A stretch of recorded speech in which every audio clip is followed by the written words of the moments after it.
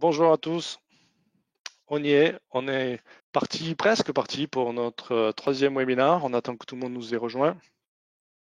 On voit petit à petit la liste des participants croître.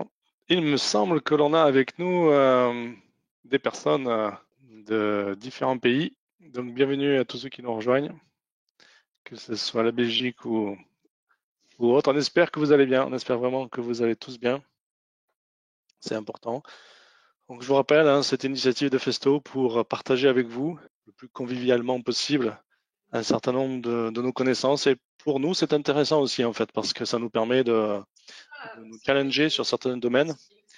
Et aujourd'hui, on va aborder une troisième partie sur l'industrie du futur. Nous allons avoir deux invités que vous voyez à la caméra. Cindy Berglen, qui travaille avec nous du côté didactique.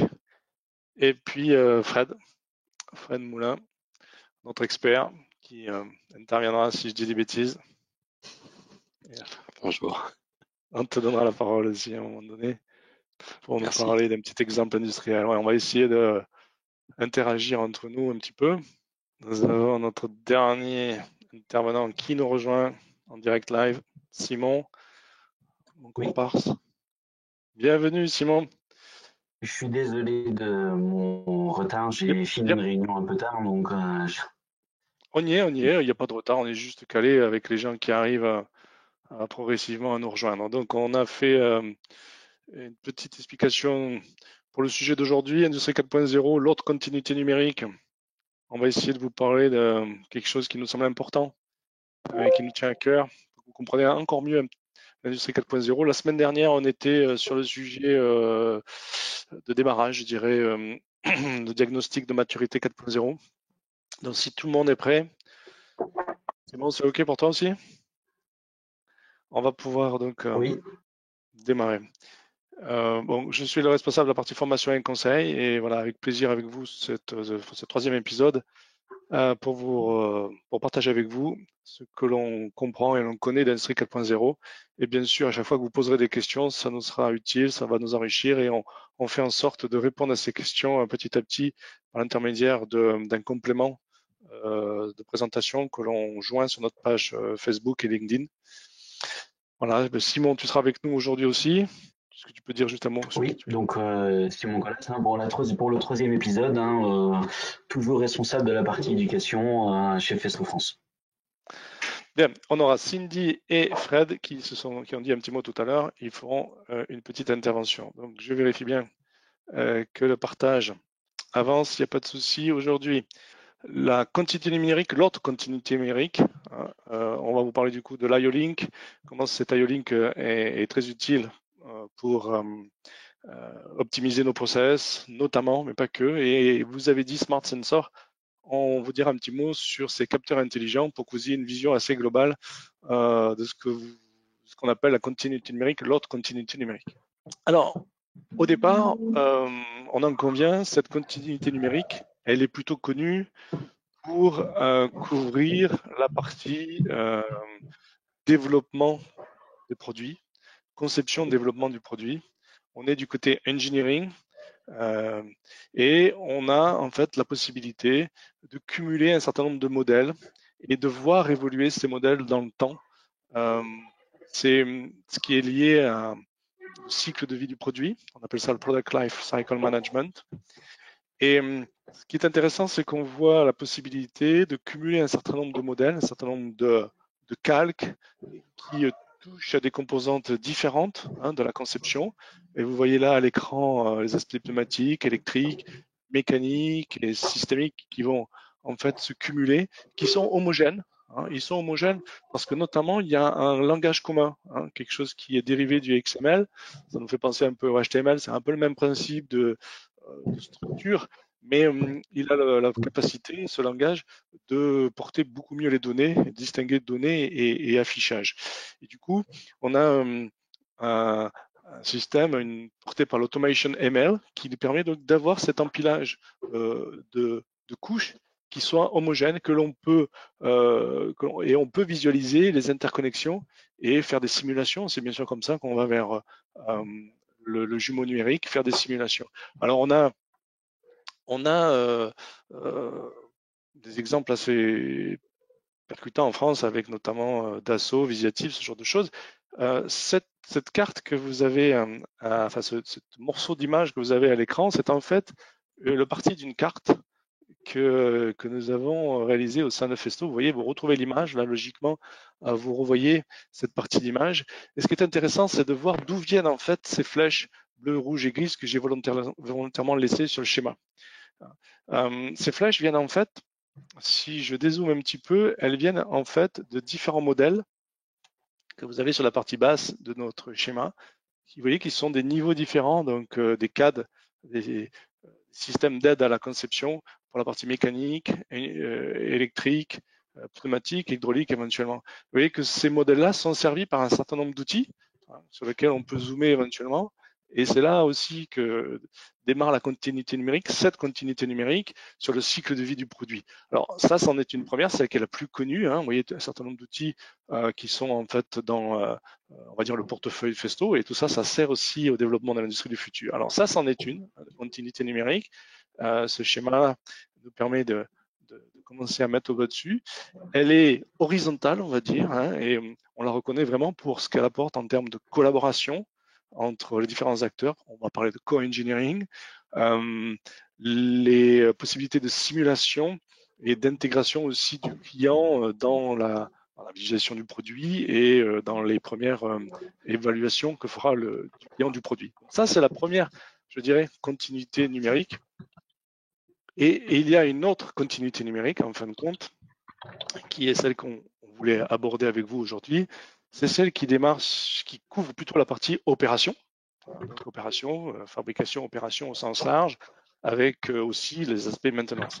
Cette continuité numérique, elle est en fait, elle reprend en fait cette pyramide de l'automatisation que vous avez certainement déjà vue par ailleurs, et elle repart des niveaux bas opérationnels d'un atelier, des outils de fabrication, et elle remonte jusqu'au cloud. Alors c'est là aussi que c'est intéressant de reparcourir un petit peu cette même map, je dirais, même si c'est vrai qu'on vous en présente que très rapidement certains aspects. Et vous voyez qu'au niveau bas de cette pyramide, il y a effectivement tout ce qui est capteur, avec différents types de capteurs. On va retrouver aussi la possibilité d'avoir des taux d'échantillonnage, donc une sensibilité de remontée d'informations plus ou moins important. Et on voit naître un lien du bas vers le haut, donc on remonte à travers les différentes strates. Et ce que l'on a vu apparaître de manière concrète ces dernières années, c'est la possibilité d'avoir des capteurs qui remontent en termes de communication à travers les niveaux de contrôle jusqu'à la couche, par exemple, MES, Manufacturing Execution System, donc qui est là pour piloter un certain nombre de machines, mais aussi tout ce qui est l'exécution de la production avec les dossiers de l'eau dans la production, jusqu'à l'ERP, donc Enterprise Resource Planning, le système qui est en fait en contact avec le web, l'internet client, on va dire. Et bien sûr, au-dessus de ça, il y a encore le cloud qui mélange un peu tout ça. Alors, ce qui est notable, c'est que pour faire très bref et de manière caricaturale peut-être, c'est que ces composants, grâce à la capacité que l'on a maintenant de communiquer avec des nouveaux protocoles, eh bien, peuvent devenir intelligents. Et je dirais, pour simplifier, voire même caricaturer, qu'un composant qui verrait un, une pièce, un ordre de fabrication se terminer, une opération se terminer à la fin d'une machine, pourrait très bien en proximité interroger une autre machine, se rendre compte que cette autre machine est disponible et remonter cet ordre au MES. Donc on aurait une inversion, je dirais, de la notion maître-esclave. Ces niveaux bas pourraient réécrire des lignes et des ordres dans la partie MES et ainsi prendre la main. Vous voyez qu'il y a des possibilités qui se deviennent. On inverse un petit peu potentiellement les rôles. Et on a aussi, grâce à ce genre de communication haut, bas et bas, haut, la possibilité d'avoir un ordre client, une commande que vous avez passée vis-à-vis d'un industriel, qui soit en fait raciné directement par l'état d'un capteur, parce que tout ça c'est lié. Alors voilà qui nous a permis de parcourir un petit peu cette map. Je reviens pour le principe de manière, je dirais, synthétisée. On a donc cette haute continuité numérique, que l'on dira verticale, et c'est de cela dont on voulait vous parler, parce que au sein de cela, pour démarrer, on va parler donc de la technologie IO-Link, des principes IO-Link. C'est de ça dont on veut vous parler, vous comprenez bien ce qui va nous amener potentiellement jusqu'à l'intelligence artificielle. On pourra aussi s'attarder un peu sur le PCUA, mais c'est prévu peut-être pour une prochaine fois. Il y a le sujet MES. C'est sûr que c'est important de comprendre ces fonctionnalités qui existent depuis longtemps, mais comment elles ont été renouvelées et accrues, je dirais, ces dernières années. Et puis tout ce qui est intelligence artificielle. Donc voilà, on voulait vous parler de cette approche continuité numérique verticale sur les aspects opérationnels.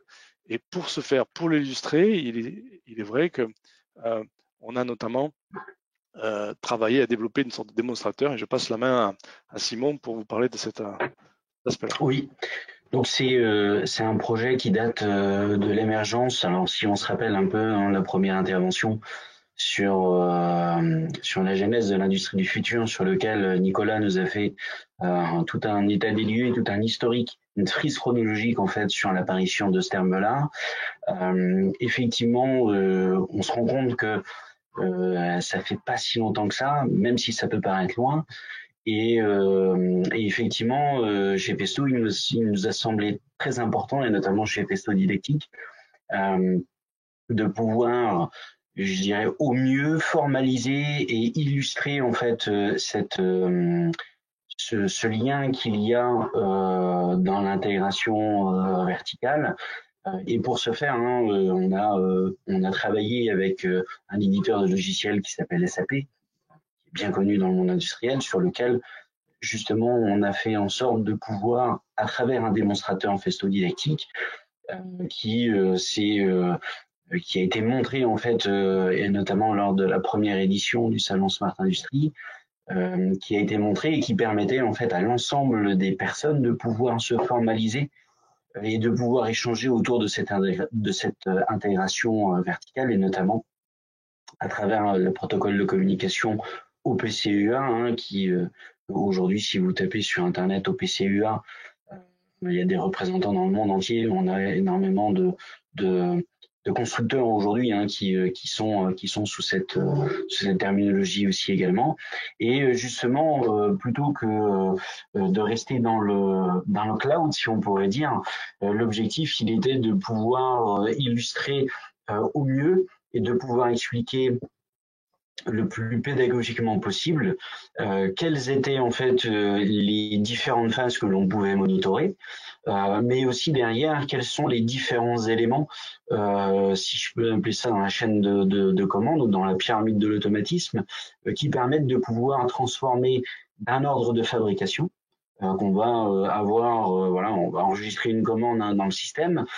Comment est-ce que derrière elle va pouvoir se répercuter dans le MES, et puis effectivement après comment elle va pouvoir redescendre sur les automates de la machine pour pouvoir rentrer en production. Et donc là effectivement on peut illustrer, et on illustre par ce schéma-là tout le projet aujourd'hui qui nous a animés pendant un bon bout de temps, et qui continue aujourd'hui à nous animer à travers le collectif de la continuité numérique. Justement cette boucle d'information qui tourne entre une machine et un système d'exploitation qui permet de pouvoir faire de l'échange de données. Donc ça, c'était pour une explication assez générale. Ce qui nous intéressait aussi dans cette présentation, c'était de pouvoir parler de manière beaucoup plus précise sur ce qu'est l'IO-Link, les ACO, cet IO-Link.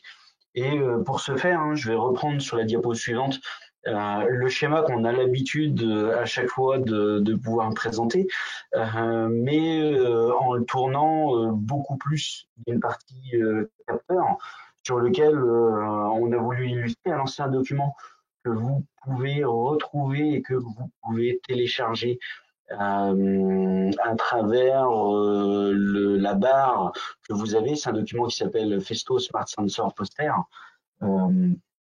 On vous invite à le télécharger, il est en A3 et à le partager aussi avec vos collègues parce que très pédagogique.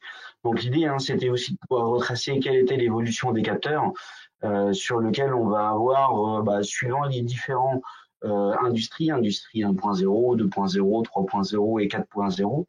Aujourd'hui, comment des capteurs ont pu évoluer à travers ces révolutions industrielles. Et aujourd'hui, effectivement, on en arrive à ce qu'on peut appeler un capteur intelligent sur lequel on a la possibilité de pouvoir avoir un échange d'informations. Et dans cette représentation schématique des fonctions clés, l'idée, il est de pouvoir expliquer qu'effectivement, aujourd'hui, on peut recueillir des données sur cet environnement, on peut exécuter des opérations qui sont prédéfinies, et effectivement, au-delà de ça, on peut aussi transmettre des données à l'appareil maître pour justement après pouvoir aller plus haut dans la pyramide de l'automatisme et pouvoir, je dirais, remonter, de traiter cette information qui va être remontée par le capteur dans des opérations ou alors dans des chaînes de sécurité, par exemple, qui vont être intégrées dans la partie automate. Très Euh, bien, d'accord. On voit, donc, si je résume pour voir si j'ai bien compris, Simon, donc on a parlé tout à l'heure du démonstrateur avec OpenCA pour montrer ce qu'on pouvait faire et remonter jusqu'au niveau supérieur. Et là, on est revenu sur la Yolink avec, du coup, comme base d'exemple, un capteur qui devient intelligent et donc qui intègre un certain nombre de fonctions. Très bien. Tout à fait. Euh, Et donc, on a différents types de capteurs. On va retrouver les mêmes capteurs dans cet exemple-là, à partir du moment où ils sont compatibles IO-Link. Demain, on peut très bien mettre un capteur Festo avec un autre capteur sur la même machine. À partir du moment où on attribue, et ça on le verra juste après, c'est ce qu'on voit sur le schéma, sur lequel on peut très bien, je dirais, avoir un ensemble de systèmes compatibles IO-Link. IO-Link qui est une norme, donc sur lequel il y a un standard qui a été défini et effectivement aujourd'hui les constructeurs utilisent ce même standard sur lequel après on va pouvoir, je dirais, faire de la remontée d'informations, soit à travers des maîtres IO-Link qui vont pouvoir, comme on l'expliquait en fait sur la diapo d'avant, pouvoir centraliser cette information qui après va remonter à l'automate, soit directement à travers l'automate, disposant d'une carte IO-Link sur lequel on va pouvoir remonter l'ensemble de ces informations à travers la partie intelligente de la machine. Et après, effectivement, on va pouvoir basculer sur la partie supérieure, sur lequel après on va arriver sur un bus de terrain, sur lequel on va pouvoir, je dirais, assurer cette continuité dans l'information à travers des bus de terrain connus de tous. Et alors, après, effectivement, si on monte encore plus loin, une passerelle IoT, comme l'IoT Gateway, sur lequel après on peut aller sur des clouds pour pouvoir avoir des dashboards qui, par rapport à l'utilisation de la machine, vont pouvoir donner des indications, pardon, comme par exemple des indications de consommation ou d'état de machine. d'accord. Alors, si je peux me permettre, est-ce qu'on peut interroger notre collègue Frédéric Moulin, qui est l'expert IO-Link chez nous, qui est d'ailleurs membre du collectif IO-Link. J'aimerais comprendre, moi, Frédéric, en quoi ça se distingue l'IO-Link du bus de terrain? Le bus de terrain, je vois quelque chose de physique avec des couleurs un peu différentes. Je vois un câble. Est-ce qu'il s'agit, l'IO-Link, qu'il s'agit d'un câble? Est-ce qu'il s'agit d'un protocole de communication comme au PCEA? Est-ce que tu peux nous en dire un peu plus? Alors, quand on parle de bus de terrain, en général, on imagine quelque chose qui permette de connecter différents organes d'une machine sur un seul réseau de communication. Ça ressemble un peu comme un réseau Ethernet, on va dire.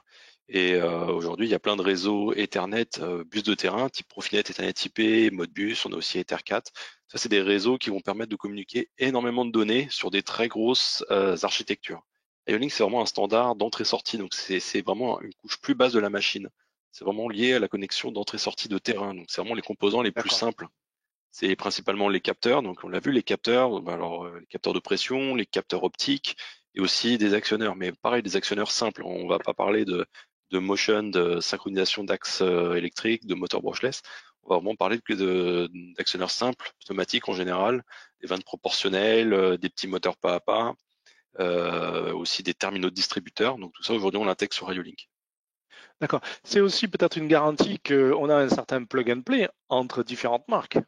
C'est complètement le principe d'IO-Link, c'est que c'est un standard, donc tous les fabricants de solutions IO-Link aujourd'hui doivent respecter cette norme IO-Link. Ce qui veut dire que les produits sont tous facilement intégrables, facilement. Par exemple, un terminal de Festo avec un mètre IO-Link d'un autre fabricant. En fait, la connexion est très facile à mettre en place. Il suffit de quelques clics, un fichier à charger dans le mètre et après c'est parti. Et le standard est le même quels que soient les constructeurs. Est-il obligatoire d'avoir un mètre? Parce que je vois que, et je crois savoir d'ailleurs que certains constructeurs, et je nommerai pas, mais n'ont pas toujours un mètre. On a donc des capteurs, et là je vois un mètre IO-Link. Est-ce que c'est incontournable? Alors oui, effectivement, aujourd'hui, si vous avez une architecture IO-Link, vous devez avoir un mètre qui va concentrer tous les signaux des capteurs IO-Link, des actionneurs IO-Link. Le mètre est obligatoire. Le mètre va servir à concentrer tous les signaux IO-Link provenant des différents capteurs et actionneurs intelligents et va permettre de servir de passerelle vers les niveaux de bus de terrain supérieurs. Donc il faut ces mètres qui servent de passerelle entre les réseaux supérieurs type Ethernet, Profinet, qui sont des réseaux d'usine générale, et le standard IO-Link pour la couche plus basse. D'accord. Tout à l'heure, on a mentionné au PCUA, c'est vrai que c'est un terme qui revient assez fréquemment. Juste pour pas trop s'étendre dessus, mais on mélange pas, enfin là sur un fil bleu là qui est représenté sur le schéma, on mélange pas IO-Link et OPCUA. Je me trompe, ou l'OPCA intervient potentiellement au-dessus du mètre, c'est de ça, c'est comme ça qu'on pourrait simplifier Oui, un peu c'est les ça. choses. IO-Link, c'est vraiment la couche la plus basse, donc c'est vraiment lié aux capteurs et aux actionneurs. Donc la base, ce qui est en mouvement sur la machine, ce qui bouge. Au PCUA, c'est un niveau supérieur. Donc en général, c'est au niveau des automates, c'est plutôt pour relier différents automates entre eux et aussi pour faire de la supervision à un niveau supérieur. Donc c'est l'automate qui communique avec des niveaux supérieurs. Donc par exemple, les passerelles IoT Gateway, les MES aussi. Là, on est vraiment sur un standard relié à l'interopérabilité des machines. Donc là, on a un niveau plus élevé.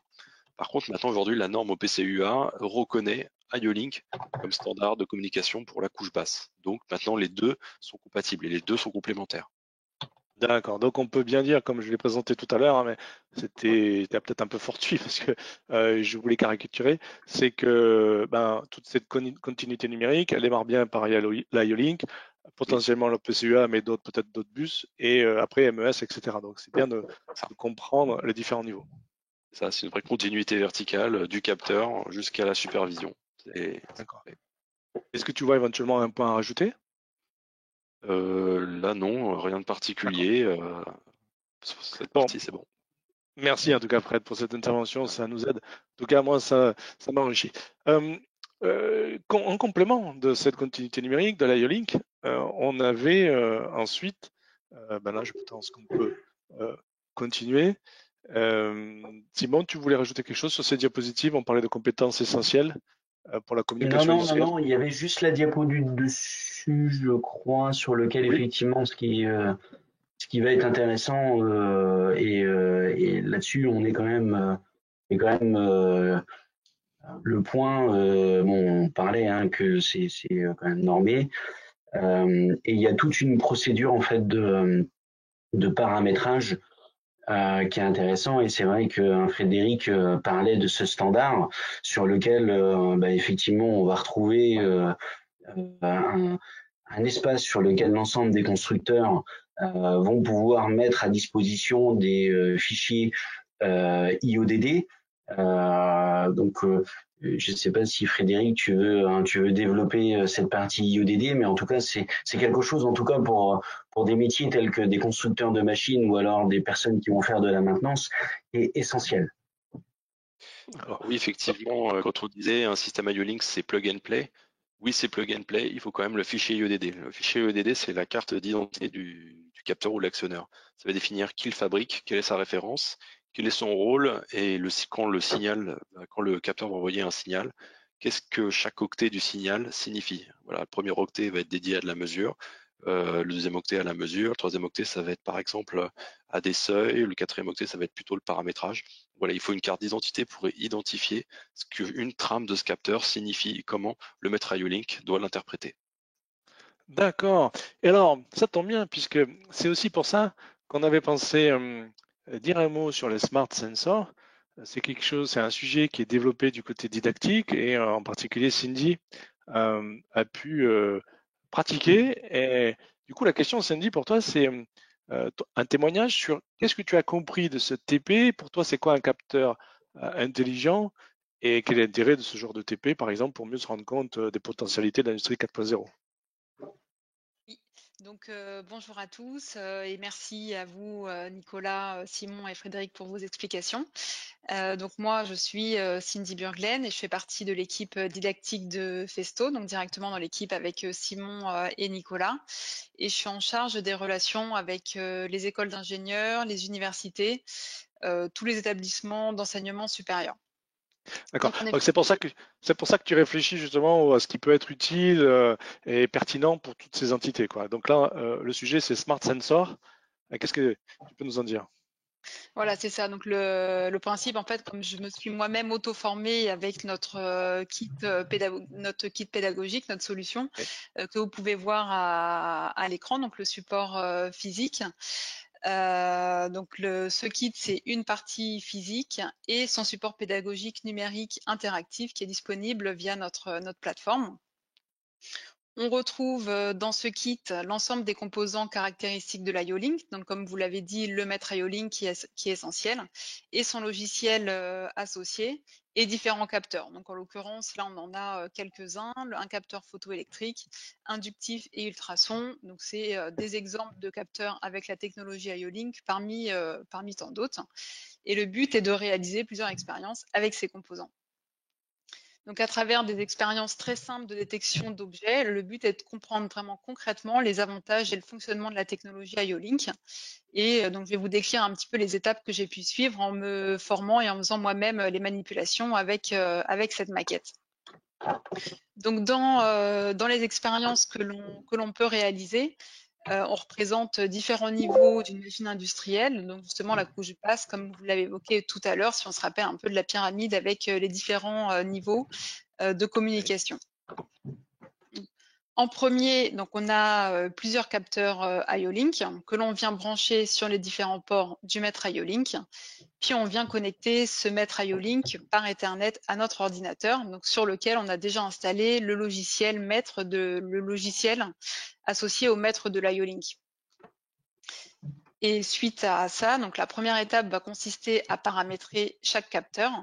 Donc comme vous l'avez très bien dit, l'IO-Link étant standardisé, chaque capteur a son fichier IODD qui contient toutes les informations du capteur, comme nous l'expliquait Frédéric, sa carte d'identité. Et donc, Donc ça se fait, excuse-moi, ça se fait à travers une interface qu'on a sur le PC. Et donc assez facilement, on sait dire à tel capteur, tel seuil, telle identification, etc. alors la première étape, ça va d'abord être de charger la carte d'identité du capteur avec l'ensemble de ses caractéristiques techniques. Donc cette carte d'identité, D'accord. on va la chercher sur une base sur laquelle est répertoriée donc toutes les cartes d'identité de tous les capteurs IO-Link, peu importe leur marque. D'accord. Et ensuite, donc on va venir sélectionner dans cette base le capteur qu'on a de présent sur notre maquette et on va venir on va injecter ce fichier dans le logiciel du maître IO-Link. Puis on va établir donc très facilement la communication entre le maître IO-Link et ses capteurs. Et une fois cette connexion établie, donc on va pouvoir paramétrer le capteur, donc comme tu le disais là Nicolas, en fonction de l'utilisation que l'on souhaite en faire, et faire des tests de détection. Par exemple, si on rapproche une surface de capteur, on verra directement le changement d'état de ce capteur depuis le logiciel maître IO-Link.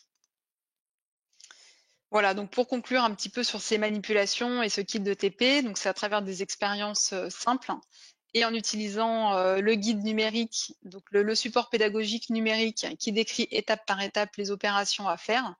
Ça nous permet vraiment de comprendre les caractéristiques de l'IO-Link et ses avantages donc dans un contexte industriel. Et du coup, Et alors, compliqué ou pas? oui. Non, très simple à mettre en œuvre.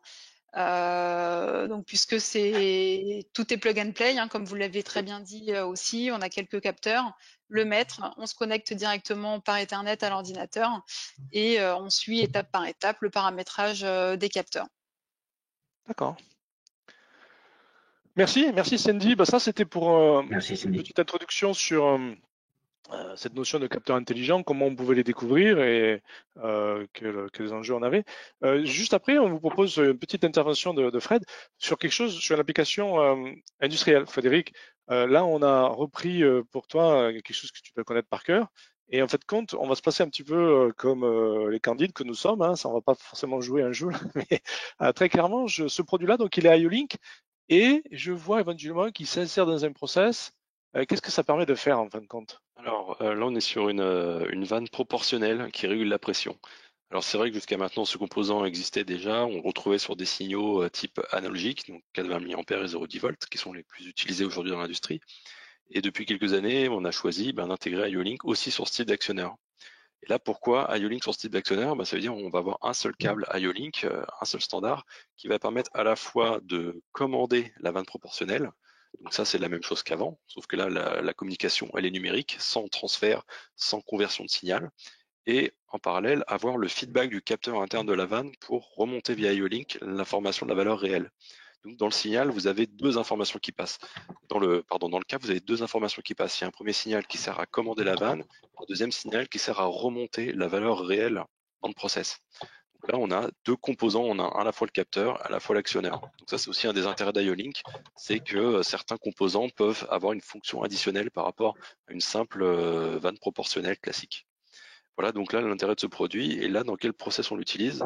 En général, les vannes de régulation de pression proportionnelle permettent de contrôler précisément la pression qu'on va mettre dans un vérin. Donc il y a certains vérins qui vont faire des allers-retours à pleine cadence, donc là on n'a pas besoin de réguler la pression. En général, on met la pression maximale et les vérins font les cadences le plus vite possible. Mais il y a certains process où on a besoin de contrôler précisément la pression. Donc là, par exemple, on a un petit dessin, c'est une application de tension de bande. Donc par exemple, ça peut être utilisé dans l'industrie du papier, l'industrie textile, ou certains aussi dans l'alimentaire, dans tout ce qui est l'emballage plastique alimentaire. On va avoir besoin de maintenir une certaine tension dans une bande. Donc ça peut être du film plastique, ça peut être du papier ou du textile, hein, je l'ai dit. Donc tout ce qui a besoin d'être tendu, on doit contrôler précisément la pression qu'on applique sur la tension de cette bande. Si on met pas assez d'efforts, en fait, on va avoir la bande qui va se mettre à être un peu trop molle, qui détend trop et qui va se déformer. Et si on tire trop fort, si on pousse trop fort dans le process, dans ce cas-là, on risque de déchirer le tissu ou par exemple du papier journal. Le journal est très fin, si on pousse trop fort, on déchire le journal. Si on pousse pas assez fort, le journal se déforme et du coup l'impression elle est ratée. Donc là, c'est pour ça qu'il faut contrôler précisément l'effort de pression des vérins qui viennent tendre ces rouleaux. Donc voilà, si D'accord. papier, il faut tendre le rouleau de papier. D'accord. Et est-ce qu'on peut imaginer que sur cette même base, ou déjà même ce composant-là puisse avoir une certaine intelligence qui puisse dire, j'observe que je suis obligé de réguler pour tendre un peu plus ou monter en pression, je ne sais quoi, donc je pars d'une valeur nominale et je commence à dériver un peu, je vais approcher d'une limite. Est-ce que le système est déjà intelligent au point de dire, attention, remonter une alerte de dérive potentielle pour anticiper une panne? Est-ce qu'on est déjà à ce stade, je dirais, d'intelligence? Alors, sur ce type de composant là qui est équipé de son propre capteur interne, effectivement, la mesure du capteur interne va être prise en compte pour améliorer la précision de la régulation. Par rapport à une D'accord. vanne proportionnelle simple qui va réguler, mais elle est quasiment en boucle ouverte. Là, l'intérêt, c'est d'avoir un capteur sorti pour faire une mesure de la valeur réelle. Ça permet d'ajuster et de rendre la régulation plus précise. Voilà. Après, on peut aussi paramétrer des seuils. Par exemple, si on voit que la pression monte, malgré le fait qu'on essaie de la réduire, on aussi peut paramétrer des seuils d'alerte pour dire attention, là, je dépasse la pression, j'arrive plus à réguler. Ou alors, le sens inverse, si la pression descend trop parce que le réseau n'a pas la bonne pression, on peut aussi dire attention, on me demande de maintenir 5 bars et je n'ai pas 5 bars, j'arrive pas à atteindre 5 bars, donc j'ai un problème où le réseau d'air qui arrive dans la vanne n'est pas assez puissant pour arriver à 5 bars. Donc déjà, c'est paramétrer des alertes pour des raisons de sécurité. Très bien. Bon, on arrive à la fin de cette session. On a essayé de faire un tour d'horizon aussi complet que possible. Merci beaucoup Frédéric, merci beaucoup Cindy. tout ça est autour de la notion de continuité numérique à partir de l'IO-Link, et c'est vrai que ça va nous donner des sujets à développer, très certainement avec OPCU1 et MES, etc., même si c'est pas forcément des expertises festo. On sait très bien aussi s'entourer de partenaires et collègues qui sont avec un bon niveau d'expertise dans ce domaine-là.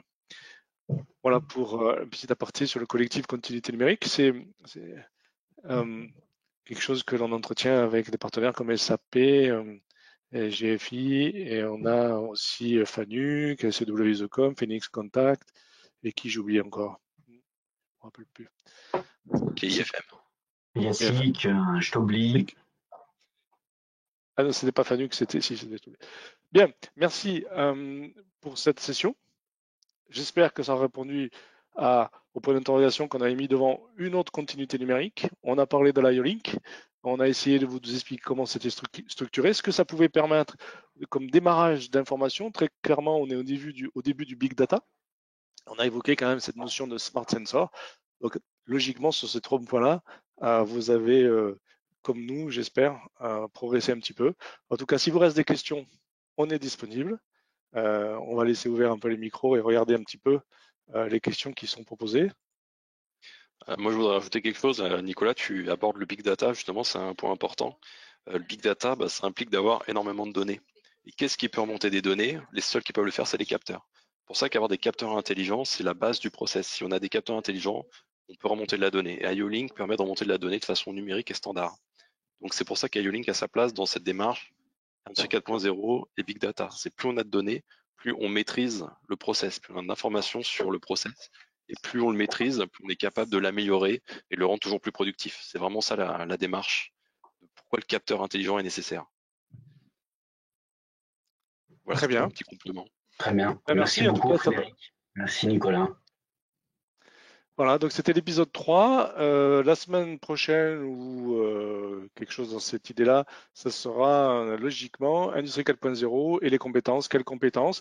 Et puis vous avez compris qu'il y avait d'autres sujets qu'on développera, MES, sécurité des données, enfin un peu en fonction de vos remarques.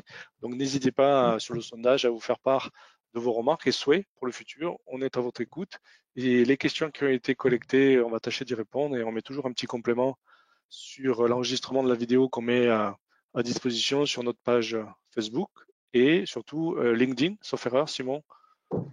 Oui, tout à fait. Je publie à chaque fois, effectivement, sur mon profil, l'ensemble des supports, hein, donc des diaporamas, vous pouvez les retrouver et les télécharger. Et effectivement, après, sur notre chaîne YouTube, vous avez la possibilité de voir les replays, que ce soit de nous, mais aussi de l'ensemble de nos collègues qui animent ces séances.